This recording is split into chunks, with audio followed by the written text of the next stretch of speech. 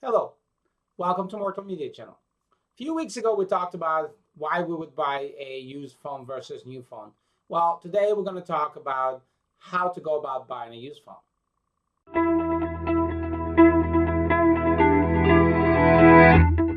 Before we go into where and how to buy a new phone, there is one thing we need to understand, and it's an ESN. And ESN is something that's common across all the methods. You need to understand what it is and know the difference between good and bad ESN. What is ESN? ESN is an electronic serial number. Think of it as a address which is unique, just like a street address, your house address. There's not another one like it. There's always a specific, path to get to your address, and this is exactly what this is. It's a number that is unique to your phone. There's not another one like it.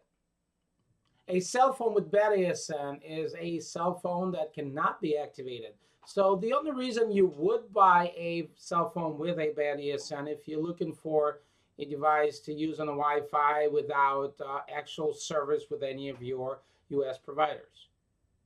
So there are a few different ways to buy a used phone, and each one presents its own challenges, and we will address each one of those and see if we can make that experience easier and safer.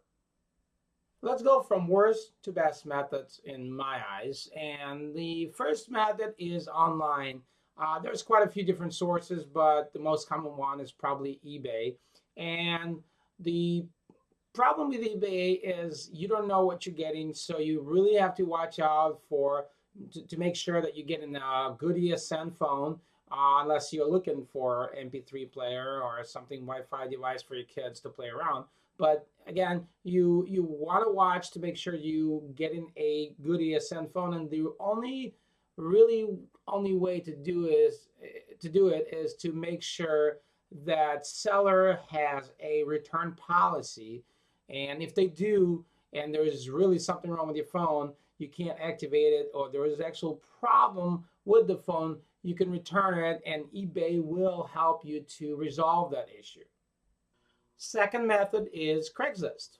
Now, Craigslist is very popular when it comes to buying and selling devices, but number one thing, remember, safety is first. So don't meet anybody in the dark alley or something like that. You don't want to get hurt.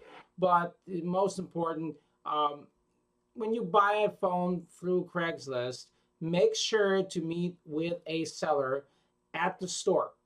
Okay, most of the stores don't mind that you buy a phone off someone, and they will test the phone for you, make sure it's activated, and also make sure that if it's an Android phone, obviously add your Google account, test it, make sure there's no issues, because some phones will actually lock the Google account out to a specific user, so that user has to remove the phone from their account. So again, make sure the phone is tested, and then, and only then, pay to that seller. The last is probably the best method to buying a used phone, is to go to one of the stores that sells those kind of phones, refurbished or used phones.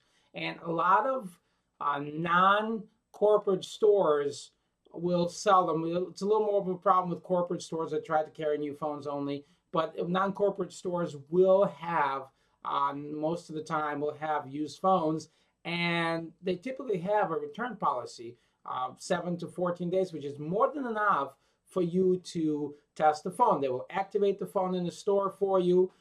You can go ahead, and they will even transfer the data if you have your old phone onto the new one, and do everything you need it done. And if you do have a problem with that return policy, you can come back and replace the phone to the new one.